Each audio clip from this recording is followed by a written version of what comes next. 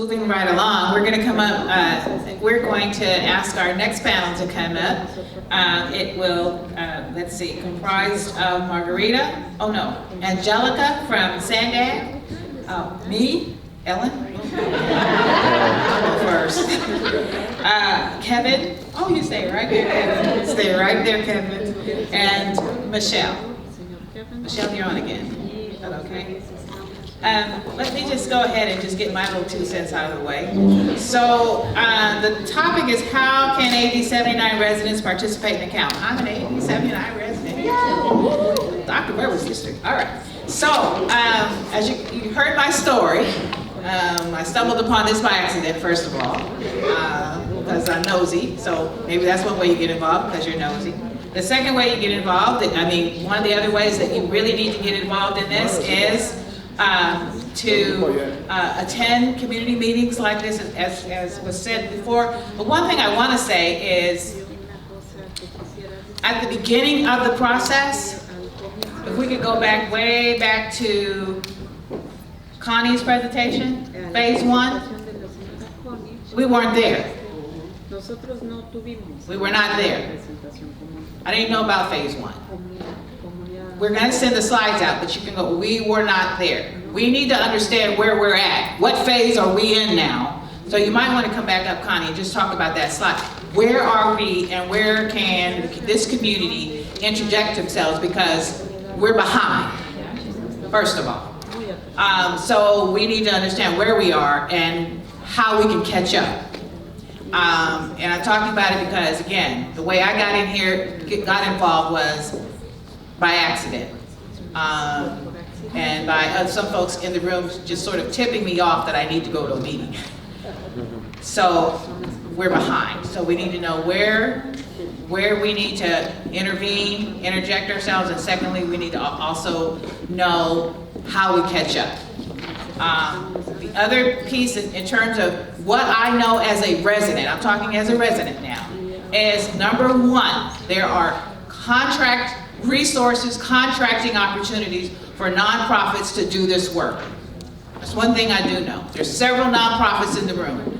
You need to know that. So you need to attend these meetings, you need to go online, you need to talk to Connie and some of the others about how you can access those opportunities, because you cannot do this work for free. You have to have resources to do it. Am I right? Yes. Okay. Number 2, there are also employment opportunities. Federal government employee opportunities, where you come in as a partnership specialist. I think that's what Roberto is. And obviously we need a black partnership specialist at least. So you need to go online. This is my HR background talking. You need to go online to fed.gov. I have my federal employees are in here. Dinah's here, and yeah, fed.gov, and go to Census 2020, and it will take you to where all the job opportunities are in San Diego. If you want to work somewhere else, it's there too. Las Vegas, Arizona, wherever you want to work. But we need you to work in San Diego.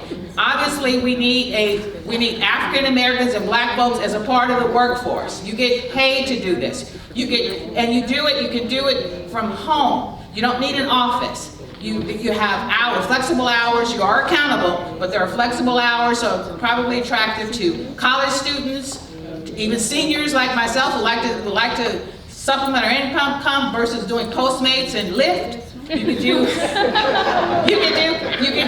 canvassing.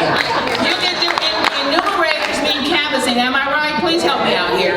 I'm just letting you know what I know and what we didn't know, because I didn't know until I started going to the meetings. So these are the 2 opportunities as residents of this community where we can get engaged in the process. Again, nonprofits, and also as federal government employees. I have a friend who started in 2010 as a canvasser, and now she's been with the federal government getting ready to retire. So that was an open door for her. So again, those are the 2 ways that I would like to talk about as a resident in terms of how you can get engaged in this process. Thank you.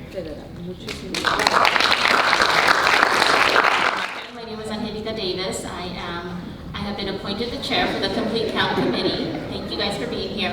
So as we mentioned, the purpose of the Complete Counts Stakeholder Working Group is to get the word out, and with the ultimate goal, of course, of getting everybody counted. And we did mention resources, and of course the work is supported by funding from the state, approximately $3 million, $1.6 million going to United Way, and then 1.5 to SANDAG to be distributed to the jurisdictions. So something to remember is the importance of the coordination. The coordination is guided by the SANDAG Complete Count Committee, and this is of course to avoid gaps and to avoid duplication of efforts, which is why the partnerships are so important. So following up on the coordination, of course, is we have the chart to demonstrate the partnerships that we have. Once again, under SANDAG, we have the Complete Count Committee, and that is comprised of local jurisdictions, elected officials, business community, educators, the county through the Health and Human Services. You see the arrow above, and that's the direct link to the Count Me 2020, which is comprised of the administrative community-based organizations, of course. And below, all with the support of the U.S. Census Bureau, as well as the California Census Office. So in addition to the work that SANDAG provides and the support that they provide, there is resources available. The map that's provided here, that's just an example of a planning tool that SANDAG provides for the region. It is free. You don't have to have a password to access it, and it's available to anybody. So at any point in time, you can go in there and see all of the data that is produced by SANDAG in support of the census efforts.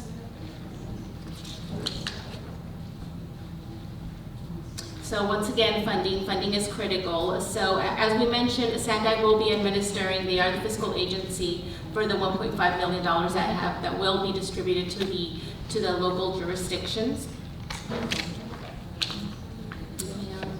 Okay.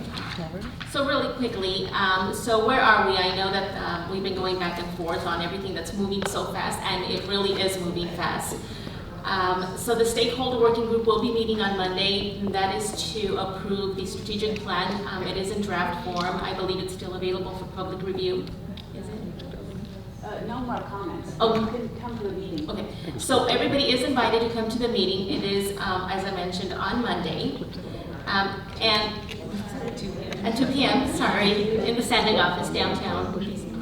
On the, so that's on the 22nd, and quickly on the 26th, we go back to the board, to SANDAG board, to get that approval, and then at that point, we will release a request for proposals, and that is the opportunity for the local jurisdictions to apply for funding, provide proposals on how they plan to do the outreach, also partner with the community-based organizations. Proposals are due back to SANDAG on the 9th of August, and we hope to have all of the contracts executed with the jurisdictions by the 1st of September. So I got dizzy just going over the timeline, so a pretty quick timeline there. And that concludes my part. So thanks. My name is Chevelle, and just wanted to kind of give high-level clarification of the process. So when the state allocated its funding, there's two pots of funding that go to each region. One goes to the county-wide body, which is the biggest governmental agency, and the other goes to the ACBO, which is the Administrative-Based Community Organization. In San Diego, that biggest regional body was the County of San Diego. And the County of San Diego, for the last however many decennials, decided to opt out of that funding. They did not want to administer that funding. And so what the state did after that is say, okay, the County of San Diego, they don't want to administer this funding, so what's the next largest regional governmental entity that could administer this funding? That next agency, SANDAG. And so SANDAG opted into that funding and say, yes, we're going to administer this funding for the region. The County of San Diego, however, said, they'll still be involved, they give their efforts, but they're not going to be the ones to administer that funding. The biggest role for SANDAG is to pass through that funding to the different cities that are in our region, including those unincorporated areas. And then the ACBO, they're working with the community-based organizations. So that is why community-based organizations haven't been really hearing about the SANDAG process, because they've been working with government agencies. The ACBO, United Way, they're working with those community-based organizations. One thing I want to say about the comment about representation earlier today. While it's important to make sure that we're advocating for our representation, it's also equally important to not overlook those who have been at the table and those who have been represented. Diamond was here earlier from Assemblymember Lorena Gonzalez's office. Ellen with BAPAC has been at the meetings. Urban League has been at the meetings. Monica Montgomery's office has been at the meetings. And so the list goes on. Hannah is a part of the executive committee of United Way. Pillars of the community, Layla has been a big part of kind of the process as well. So just wanted to make sure that you're not leaving here with the wrong idea, that we're not being represented, because we are. And that's not to say that, we can't do more, but I just want to make sure that you know that we are at the table, we are a part of these discussions, and we're definitely, you might not see us on the panel, the first panel, which is probably just a visual kind of bad visual, but just wanted to make you know that we're part of these discussions and we're part of this, and so that's why you're not kind of. It's very fragmented. The way you feel is totally normal. The way you feel that everything is everywhere. That's how it feels at the state level as well. There's a statewide committee. Chris Wilson is on that committee, African American from San Diego. He's a part of that statewide committee, and he's also the associate director for Alliance San Diego here. So that's representation at the statewide level as well. But they're going crazy, so we're feeling crazy down here as well. And so it's a part of the process until we get to that finish line, because this is the first time, I want to say this is the first time where the state has this much funding, where it's requiring so many people to coordinate, and so it feels very all over the place, because it is. This is our first time coordinating this level of funding for something like serious as the census and as complicated as the census. And so just want to give you that context that how you're feeling right now is completely normal. We're working through it together and we'll get there. I just wanted to ensure, so that first, the slide with the map was just showing the areas, so that again, we know what we're talking about. The following slide just shows the different activities that I know that will be happening. That's some information that I took from the individual organizations that said that they were applying for funding. And then there was that other slide that I showed you with the list of organizations. So these are people that I know that have engaged at some point, and this is the opportunity to say, maybe just go to this one. If there's organizations up there that are 501c3s that are looking to do this work and they're not up there, this is the chance for them to be brought forward to say we need to make sure that there's others doing this work. These are the ones that I know of that are in this district that have voiced interest in doing the work and that have been applying for funding. So if there's others, please bring them forward. As I mentioned before too, the process, even though some of this work has started, we still have a lot of work to do. There is a strategic plan, but nothing is set in stone. Subcontractors, community-based organizations have not yet been selected. The exact work has not been identified. That is up to the community-based organizations to decide. As I mentioned, there's an executive committee and a subcontract committee that's made up of community members that have been doing this work, and the United Way is really just there to make sure that this process is happening, but that this is a coalition, it's a community-led process, and it cannot happen without the support of the community. So that's a good point too. So that was another point in the question, if there was other funding. So there's in San Diego, there's San Diego Grant Makers, and this is a membership organization that has foundations and funders and other entities that have large funds that they give back to the community. They have a goal of $3 million to add to the pool of funding that we have now. There's a couple $100,000 that are currently committed, but they're hoping to raise additional funds and support to do this work and to continue to do the outreach and education work. So that process is still in play. We're hoping that additional funds come forward so that we can do this work even better. And I'll add to that just a bit. The funding that is coming from SANDAC to the local jurisdictions, the cities will then in turn come back with a plan and partner with community-based organizations that are based within those cities, within those census tracts. So that's additional funding opportunity that's going to be coming down as well. So again, there's a high need, particularly for bilingual candidates. And again, I think to someone else's point, not just Spanish speaking, but San Diego is a very diverse community, from API communities to various African immigrant communities. We need a lot of folk out there that look and talk like we do, and like the rest of our communities. There's an online application and assessment process, can be kind of a long wait time, and it seems to be a lot of drop off. But again, they've had difficulty filling some of these management supervisory roles. So again, I want to urge folk to take part of this process. Next slide, and I'll burn through these. We can get these to folk, and again, I think people have mentioned this. Again, it's part-time, flexible schedule, $15 to $30 an hour, and there's some kind of basic requirements. U.S. citizen, 18 and older, Social Security. There's no educational level requirements, good speaking and listening skills. You should be able to stand for long periods of time and walk or climb stairs, as a lot of the work will be going door to door to make sure that you're enumerating folk and getting them to fill out their census. So again, a little bit on what's required there. You can go to the next slide. A little bit on the timeline. The applications I think are open now, and they'll be doing the biggest drive on recruitment from September all the way up to February of next year. Interviews and onboarding from February to March, paid training from March to April, and then folk are actually hitting the ground through April all the way through July. So again, just a quick note on the recruitment process. Again, there's job opportunities here through the Census Bureau. One last slide. Again, it's just a snapshot of, is this the screenshot of where you can go apply, 2020census.gov/jobs, and I think Ellen covered some of this thesis, so I won't spend too much time here. One last slide, I believe. So again, to wrap up, again, there's jobs and workforce development, the Census Bureau numerator jobs, there's citizen commissioner options. So again, get plugged in. There's some economic opportunities for it, and certainly the benefits to our community even outweigh that. As we mentioned today, there's some ways that organizations can still get plugged in. Again, there's state funding, there's local government funding, which we talked about, but there's also private philanthropy. Again, I think San Diego Grant Makers is really housing a lot of that. So I think there are still some more opportunities to get funding.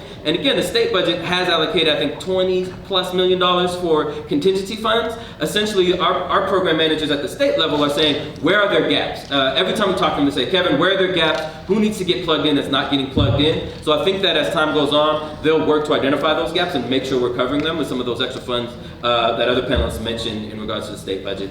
And lastly, volunteer, right? There are a number of events that need manpower, women power, phone banking, door-to-door, social media, assistance centers, all of those we need, again, folk that look and talk like us out here getting the word out.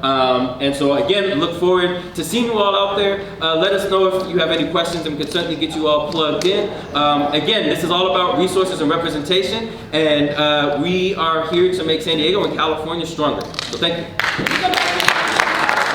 BAPAC is sponsoring its 10th annual walkathon on next Saturday, starting at 7:30 at Choyas Lake. It's our fundraiser, our main fundraiser for the year. It allows us to have meetings like this where we can serve, a piece of something, a piece of pizza, and also hold meetings like this. ECC has been open and gracious to allow us to use the facility, but the fundraiser allows us to fund our meetings. So if you can participate, or if you don't want to walk with us, you can at least go online if you could at bapacsd.org, hit the donate button, and just go ahead and give us a little something. We appreciate that, because it does help us to have and convene our meetings here every third Saturday of the month. So thank you all for coming. Thank Dr. Weber. She had to leave. She stayed a long time, longer than I expected her to stay, after driving down from Los Angeles. But we thank her for putting this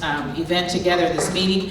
And we will be, there will be action taken. Our next steps will be convening the group that was here today. That's why we have all your names, your emails, phone numbers, and we will come up with our action plan in order to respond to some of the issues that we've raised here today. So we look forward to working with you all, but we're going to do it in a much more organized way that we ensure that all people are of color, particularly African Americans, in AD 79, in fact, across San Diego County, which are only supposedly 150,000 of us, according to the 2010 data that Roberto showed us the other meeting we had. In San Diego County, we want to make sure that we are all counted. Thank you very much for being here today.